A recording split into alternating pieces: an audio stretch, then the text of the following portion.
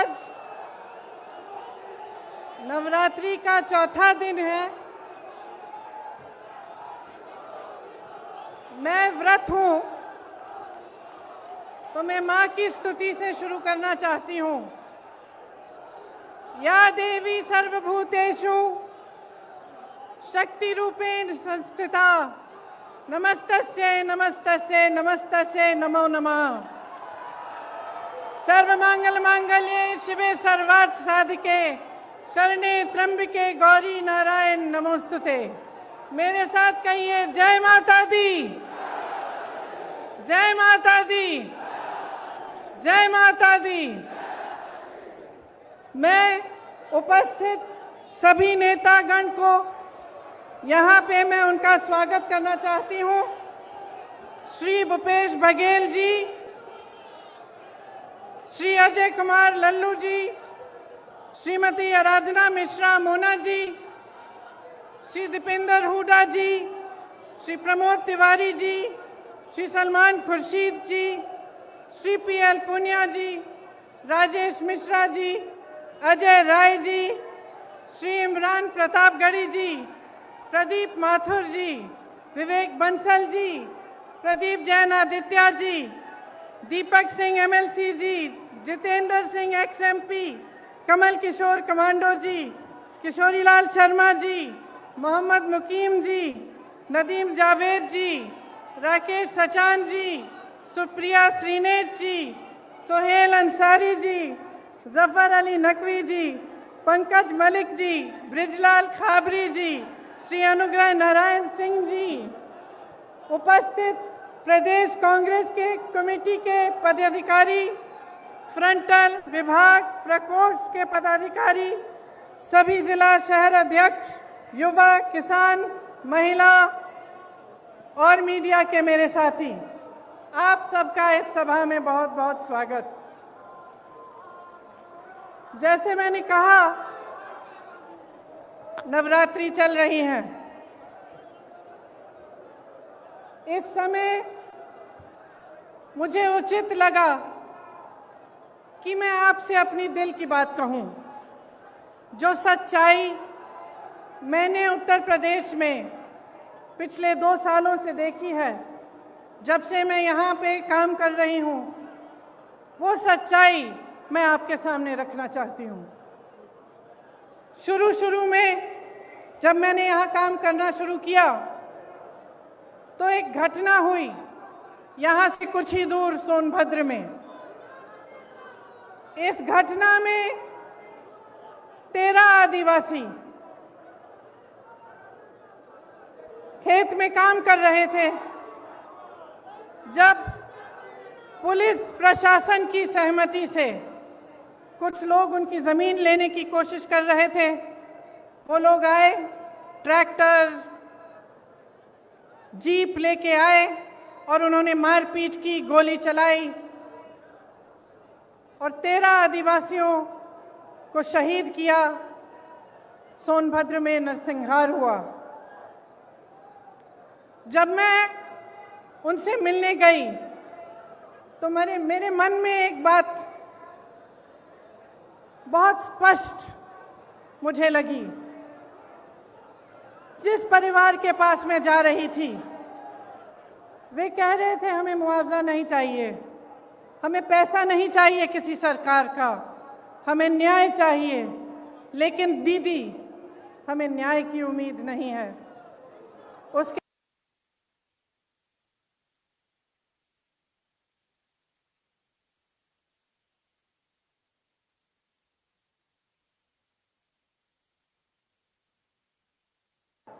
उनके पिताजी ने मुझसे कहा कि उनको घर के बाहर निकालकर उन्हें पीटा गया था, उनके बच्चों को धमकाया गया था, उनकी 9 साल की एक पोती को धमकाया गया था, लेकिन उनको न्याय की कोई उम्मीद नहीं थी। वे सिर्फ न्याय चाहते थे, लेकिन न्याय की उम्मीद नहीं थी उन्हें। उन मामलों में भी भाजपा के एक पूर्व विधायक, भाजपा के एक प्रधान के बेटे, भाजपा के एक कार्यकर्ता, तीनों मामलों में वे इन्वॉल्व थे। उसके बाद कोरोना हुआ। कोरोना के समय जहां जहां से रिपोर्ट आई, वहां से वही रिपोर्ट आई कि जनता त्रस्त है, परेशान है और सरकार मदद के बजाय आक्रामक हो गई है। जो भी सुविधाएं थी, अगर कोई कहता था कि मेरे पास सुविधा नहीं है, मेरे पास ऑक्सीजन नहीं है, कोई अस्पताल ने कह दिया कि ऑक्सीजन खत्म हो रहा है, तो सरकार उन पर आक्रमण कर रही थी। उनको न्याय की उम्मीद नहीं थी, उनको ये उम्मीद नहीं थी कि ये सरकार संकट के समय उनकी मदद करेगी। उसके बाद हाथरस का हादसा हुआ, जिसमें आप सब ने देखा कि सरकार ने अपराधियों पर आक्रमण नहीं किया, सरकार ने अपराधियों को नहीं रोका, सरकार ने परिवार के सदस्यों को अपनी बेटी को की चिता जलाने से रोका। उनको ले भी नहीं गए साथ, पुलिस प्रशासन ने चिता जला दी। उस परिवार ने भी मुझे कहा कि दीदी हमको न्याय चाहिए, लेकिन न्याय की हम उम्मीद नहीं रख सकते। आज लखीमपुर खेरी में जो हुआ, पिछले हफ्ते से हम देख रहे हैं। इस देश के गृह राज्य मंत्री के बेटे ने अपनी गाड़ी के नीचे, अपनी जीप के नीचे 6 किसानों को निर्ममता से कुचल दिया और सब परिवार, 6 के 6 परिवार ये कहते हैं कि हमें पैसे नहीं चाहिए, हमें मुआवजा नहीं चाहिए, हमें न्याय चाहिए। लेकिन हमें न्याय दिलवाने वाला इस सरकार में हमें नहीं दिख रहा है। आपने देखा कि सरकार पूरी तरह से उस मंत्री और उस मंत्री के बेटे के बचत में लगी रही। पुलिस और प्रशासन विपक्ष के नेताओं को रोकने में लगी थी। जब मैंने रात में वहां जाने की कोशिश की, तब हर सड़क पे पुलिस थी, मुझे रोकने की कोशिश की, तमाम पुलिस के घेरे थे, नाकाबंदियां थी। जो परिवार है, पीड़ित परिवार है, उनके घरों में उन्हें नजरबंद किया गया, लेकिन अपराधी को पकड़ने के लिए एक भी पुलिस वाला नहीं निकला। अपराधी के घर में उन्होंने निमंत्रण भेजा कि आप आकर हमसे बात करिए। आपने किसी भी देश में, दुनिया के किसी भी देश में या इस देश के इतिहास में आपने कभी ऐसा देखा है कि एक आदमी 6 किसानों को कुचल दे, 6 लोगों की हत्या कर दे और उसको पुलिस निमंत्रण दे रही है कि आइए हमसे बात करिए? आपने कहीं ये देखा है? बताइए। कभी भी इस देश और इस दुनिया के इतिहास में ऐसा नहीं हुआ होगा। यहाँ के मुख्यमंत्री मंच पे बैठे हुए उस मंत्री का बचाव कर रहे हैं जिसके बेटे ने ऐसा काम किया है। जो प्रधानमंत्री लखनऊ आ सकते थे प्रदर्शन को देखने के लिए, उत्तर प्रदेश के प्रदर्शन को देखने के लिए, आजादी के प्रदर्शन को देखने के लिए, वो 2 घंटे की दूरी पर लखीमपुर खेरी नहीं जा सकते थे उन किसानों के हाथ पकड़ने के लिए, उनके आंसू पोंछने के लिए। ये आजादी किसने दी? जिस आजादी का महोत्सव मना रहे हैं, अमृत उत्सव मना रहे हैं, ये आजादी हमें किसने दी है? ये आजादी हमें किसानों ने दी है, किसान के बेटे ने दी है। इस देश को किसान ने सींचा है, किसान का बेटा हमारी सीमाओं पर खड़ा है आज भी। ये किसान के बेटे हैं जो हमारी सुरक्षा कर रहे हैं, हमारी सीमाओं पे इस देश की आजादी को निर्भर रख रहे हैं। ये देश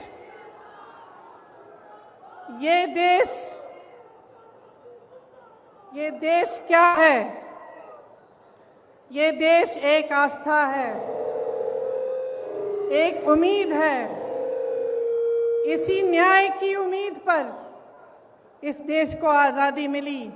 जब महात्मा गांधी जी आज़ादी की लड़ाई लड़ने के लिए गए तो उनके दिल में ये था कि मेरी जनता को, मेरे लोगों को, मेरे देश के किसानों, दलितों, मेरे देश की महिलाओं को, देश के गरीबों को न्याय मिलना चाहिए। न्याय पर हमारा संविधान आधारित है, लेकिन इस देश में न्याय की उम्मीद सब छोड़ चुके हैं। तो मैं आपसे कहना चाहती हूं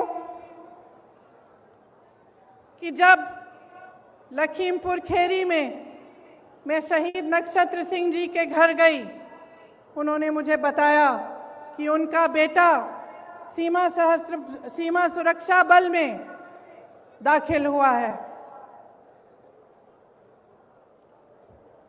जब मैं अगले परिवार से मिलने गई तो मुझे बताया गया कि उनके तमाम भाई बहन सेना में देश की सुरक्षा करते हैं।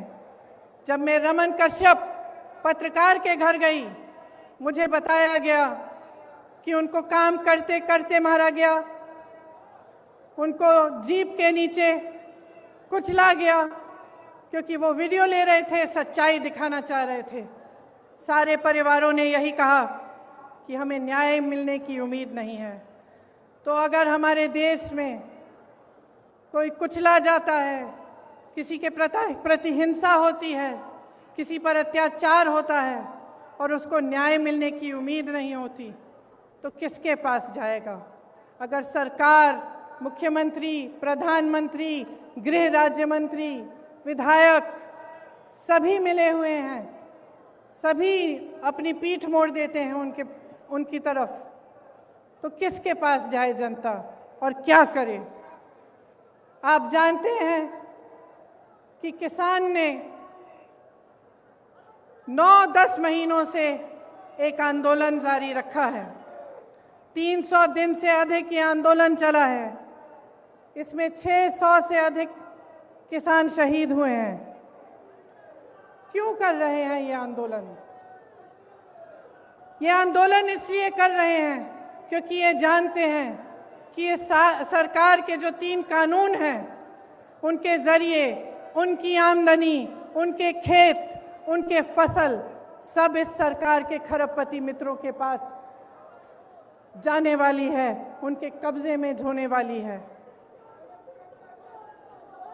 मोदी जी के अरबपति मित्रों ने पिछले साल हिमाचल से सेब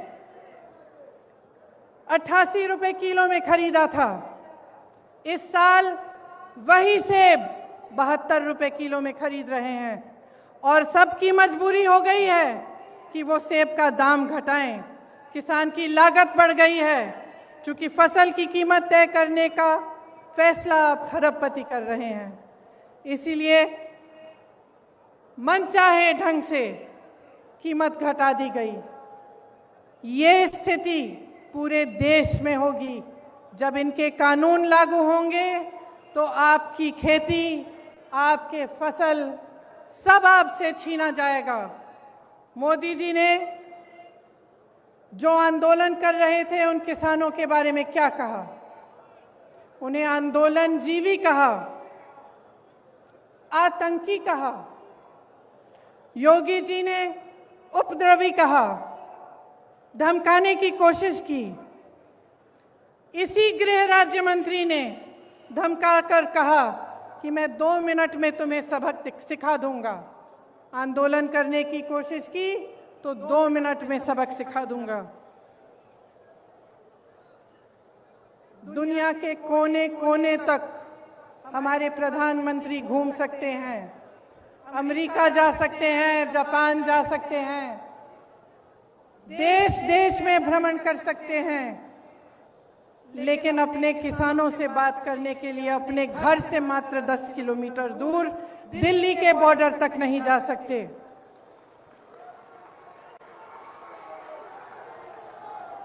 अपने आप को गंगा पुत्र कहने वाले हमारे प्रधानमंत्री ने गंगा मैया के आशीर्वाद से खेतों में फसल लहलहाने वाले करोड़ों गंगा पुत्रों का अपमान किया है। उनकी पूरी आमदनी, उनकी खेती, उनके फसल अपने खरबपति मित्रों को देने की साजिश की है। क्या वो जानते हैं कि आपके प्रदेश में किसान कितनी समस्याओं से जूझ रहा है? क्या वो जानते हैं कि आवारा पशु की कितनी बड़ी समस्या है यहाँ। क्या रात को आपकी सड़कों पे उन्होंने चल के देखा है कि हर किलोमीटर, हर आधे किलोमीटर पे आवारा पशु बैठे हुए हैं? मैंने देखा है, मैंने देखा है।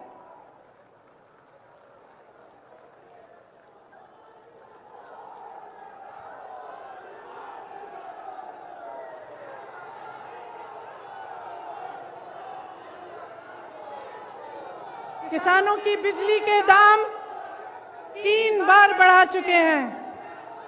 क्या नरेंद्र मोदी जी ने देखा है कि आपको कितने बड़े बड़े बिल मिल रहे हैं? कि जब आपको बिजली नहीं मिल रही है फिर भी आपको बिजली के बिल मिल रहे हैं। क्या प्रधानमंत्री जी ने देखा है, कुछ कहा है इसके बारे में? प्रदेश का हर परिवार त्रस्त है, दुखी है।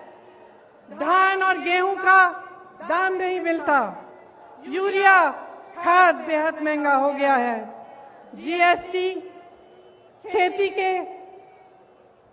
जो खेती में काम करने के इंस्ट्रूमेंट होते हैं उन पर भी जीएसटी लगा रखी है। 100 रुपए का पेट्रोल, 90 रुपए का डीजल, 900 रुपए में रसोई का गैस,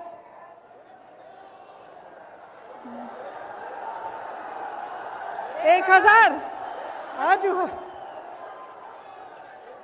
1000 रुपए में रसोई का गैस। 23 करोड़ लोग गरीबी रेखा से नीचे चले गए हैं। कोयला खत्म हो रहा है, बेरोजगारी चरम पे है। जहां जहां जाओ बेरोजगार युवा मिलते हैं। परसों मैं लखनऊ की एक बस्ती में गई। मैं इसलिए गई थी क्योंकि योगी जी ने एक ऐसे शब्द इस्तेमाल किए सफाई कर्मचारियों के प्रति, मेरी बहनों के प्रति, जो रोज सुबह अपने घर में झाड़ू मारती हैं, जो सफाई करते हैं, हमारे देश, हमारी शहरों को साफ रखते हैं, उनके प्रति उन्होंने अब शब्द कहे। तो मैं एक बस्ती में गई वाल्मीकि मंदिर में झाड़ू लगाने के लिए और उन सब से बात करने के लिए जो इस काम को अपनी आमदनी के लिए, अपने बच्चों को पढ़ाने के लिए करते हैं। उन सब ने मुझे बताया, मैं घर गई, घर घर गई, एक घर से दूसरे घर गई, हर घर में मुझे बताया। अपने युवा बच्चे मेरे सामने लाए। किसी ने एमए किया था, किसी ने बीए किया था, किसी ने आईटीआई किया था, किसी के पास नौकरी नहीं थी, किसी एक का रोजगार नहीं था। और जो रोजगार कर रहे थे, जो सफाई कर्मचारी थे, उनका वेतन महीनों से नहीं बढ़ाया गया था। दुखी है जनता, त्रस्त है, नाराज भी है और नाराज होना चाहिए, क्योंकि जिस समय आप इन परेशानियों से गुजर रहे हैं, आप संघर्ष कर रहे हैं, उसी समय प्रधानमंत्री जी के खरबपति मित्र करोड़ों रुपए कमा रहे हैं। 1000 करोड़ रुपए से ज्यादा दिन में कमाते हैं और आपकी आमदनी एकदम बंद है। कोरोना के समय तमाम छोटे बिजनेस, छोटे व्यापारी, तमाम लोगों को अपने काम बंद करने पड़े, अपनी दुकानें बंद करनी पड़ी, अपने व्यापार बंद करने पड़े। क्या सरकार ने कोई राहत दी? कोई राहत नहीं मिली। सिर्फ आपको प्रताड़ित किया। कभी जीएसटी, कभी नोटबंदी, कभी कुछ और। सब देशों में, इस पूरी दुनिया में, सब देशों में जहां जहां कोरोना की मार पड़ी, सरकार ने राहत दी, लेकिन आपको कोई राहत नहीं मिली। देश के हवाई अड्डों, देश की रेलवे, तमाम पीएसयू इनके खरबपति मित्रों को सौंपी गई हैं। आपको मालूम नहीं होगा शायद, प्रधानमंत्री जी ने पिछले साल अपने लिए 2 हवाई जहाज खरीदे। आप बताइए कितने के हो सकते हैं ये हवाई जहाज? सब मालूम है, सब पता है। एक हवाई जहाज 8,000 करोड़ का था। 2 हवाई जहाज खरीदे कितने के? और इस देश की पूरी एयर इंडिया कितने में बेची? अपने खरबपति मित्रों को कितने में बेची? 18,000 करोड़ में बेची। 2 हवाई जहाज अपने लिए खरीदे 16,000 करोड़ के। इस देश की एयर इंडिया को 18,000 करोड़ के लिए अपने दोस्तों को बेच दी। देखिए, समझ लीजिए,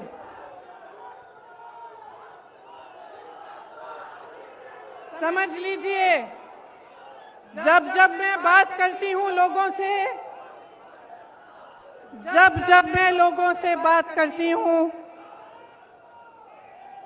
एक बात उभरती है कि हाँ, कुछ हो नहीं रहा है, कमाई नहीं है, रोजगार नहीं है, किसान त्रस्त है, नदियों के पास रहने वाला निषाद त्रस्त है, दलित त्रस्त है, महिला त्रस्त है, सब त्रस्त है। लेकिन दीदी, एक बात है कि मीडिया में बहुत आता है कि हम सुरक्षित हैं। तो मैं पूछना चाहती हूं कि क्या आपको सच्चाई दिख नहीं रही है? इस देश में सिर्फ 2 तरह के लोग सुरक्षित हैं आज। एक जो भाजपा का सत्ताधारी नेता है वो, और दूसरा जो उसका खरबपति मित्र है। सिर्फ 2 तरह के लोग सुरक्षित हैं। इस देश में कोई धर्म का व्यक्ति सुरक्षित नहीं है, किसी भी जाति का व्यक्ति सुरक्षित नहीं है। इस देश में ना मजदूर सुरक्षित है, ना मल्ला सुरक्षित है, ना निषाद सुरक्षित है, ना दलित सुरक्षित है, ना गरीब सुरक्षित है, ना अल्पसंख्यक सुरक्षित है, ना मेरी महिला बहनें सुरक्षित हैं। इस देश में सिर्फ प्रधानमंत्री, उनके मंत्रिमंडल के लोग, उनकी पार्टी के लोग जो सत्ता में हैं वो सुरक्षित हैं, और उनके जितने भी खरबपति अमीर मित्र हैं वो सुरक्षित हैं। इस बात को सही ढंग से पहचानिए। ये देश नष्ट हो रहा है, इस बात को पहचानिए। जितने भी इश्तिहार बस स्टैंडों पे लग रहे हैं, बड़ी बड़ी होर्डिंग्स लग रही हैं, इनके पीछे जो सच्चाई है आप जानते हैं। आप जी रहे हैं उस सच्चाई को, आपका अनुभव है। आप बताइए, आपको फसल का दाम मिलता है? गैस सिलेंडर मिलता है आपको? भर पाती हैं आप? आपके बच्चों को रोजगार मिलता है? तो सच्चाई क्या है? और इस सच्चाई को बोलने से लोग डर क्यों रहे हैं? किस चीज से भय है? क्या हो जाएगा? समय आ गया है, चुनाव की बात नहीं है, अब देश की बात है।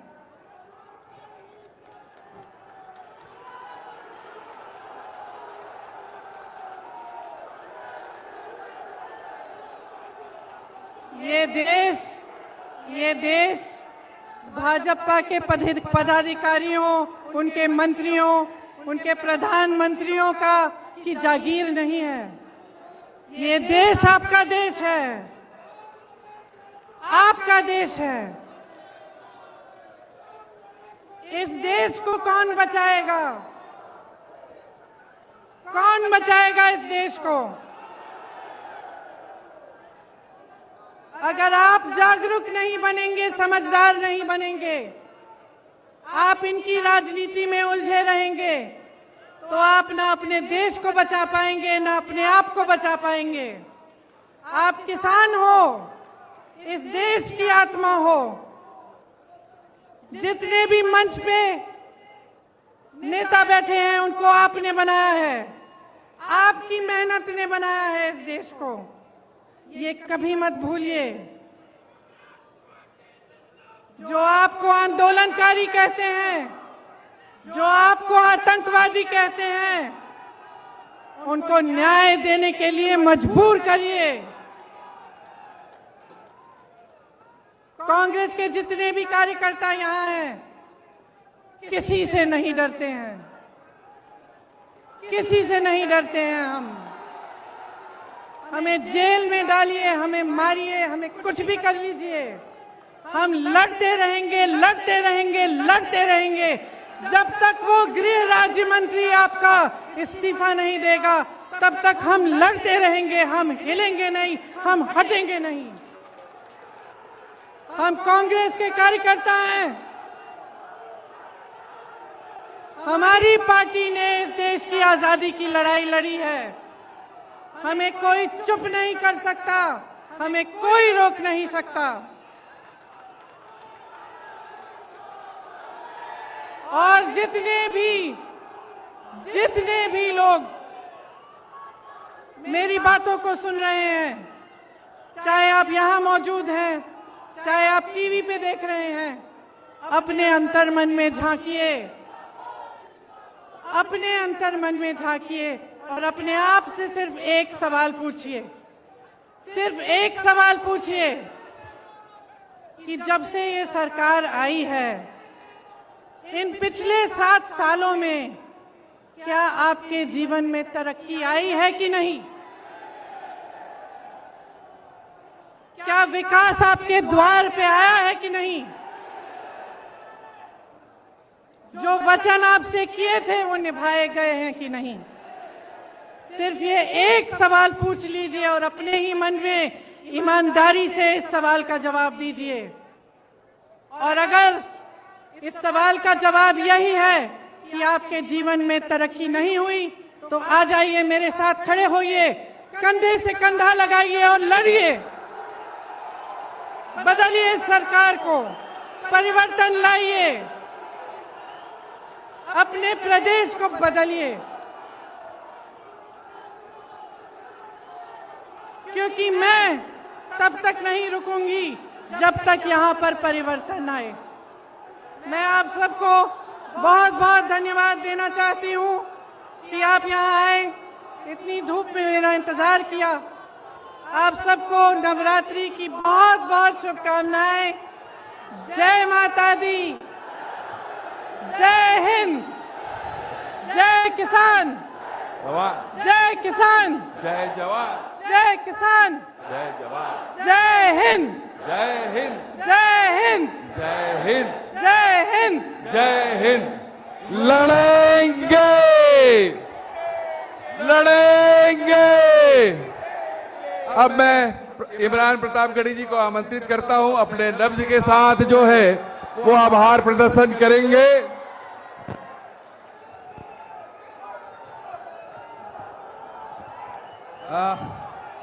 आदरणीय प्रियंका जी के बाद मुझे आदेशित किया गया है कि मैं आभार प्रदर्शित करूं। मेरी आंखों के सामने हजारों की तादाद में पूरा उत्तर प्रदेश उमड़ आया है। आप धूप में खड़े हैं, मैं आपकी इस जिजीविषा को सलाम करता हूं। नया पाने की चाहत में पुराना छूट जाता है, तुझे अपनाऊं तो मुझसे जमाना रूठ जाता है। मोहब्बत पढ़ने लिखने में बहुत आसान है, लेकिन मोहब्बत को निभाने में पसीना छूट जाता है। आप यहाँ कांग्रेस की मोहब्बत में खड़े हैं, पसीने में खड़े हैं, मैं आपको सलाम करता हूं। मैं चाह रहा था कि मैं दीदी से पहले 2 शब्द बोल लूं, एक नज्म सुना लूं, लेकिन अब आदेशित किया गया है तो मैं दीदी के लिए एक नज्म 2 मिनट में सुनाना चाहता हूं। अगर आप सब आदेश करें तो मैं सुना दूं। आवाम का है, किसान का है, सवाल लोगों की जान का है। मैं मंच के साथियों से भी चाहूंगा कि 2 मिनट, मैं चूंकि शायर हूं तो मैं चाहता हूं कि मुझे वो माहौल भी मिल जाए तो मैं थोड़ा सा बेहतर से सुना सकूं। आवाम का है, किसान का है, सवाल लोगों की जान का है जो भी कातिल है, जो भी शामिल, उन्हीं से इसका जवाब लेंगे। सनद रहे हम हिसाब लेंगे, सनद रहे हम हिसाब लेंगे, सनद रहे हम हिसाब लेंगे। उत्तर प्रदेश वालों, उस दिन जब प्रियंका जी लखनऊ से निकली तो ऐसा लगा था रात में कि लखनऊ से लखीमपुर की सड़कों पर प्रियंका गांधी नहीं बल्कि इंदिरा गांधी जी दौड़ रही हैं, चल रही हैं। मैं एक बंद पढ़ता हूं इस नज्म का। जमहूरियत को कुचलने वाला ये काम तेरा नहीं चलेगा, यहां पे हिटलर मुसोलिनी सा निजाम तेरा नहीं चलेगा। ये जुल्म की नफरतों की जितनी चलाओ आंधी नहीं डरेंगी। और जो अगली लाइन आ रही है, मैं चाहता हूं कि लखनऊ और दिल्ली तक पहुंचे जो मैं अगला मिसरा पढ़ने जा रहा हूं कि ये जुल्म की नफरतों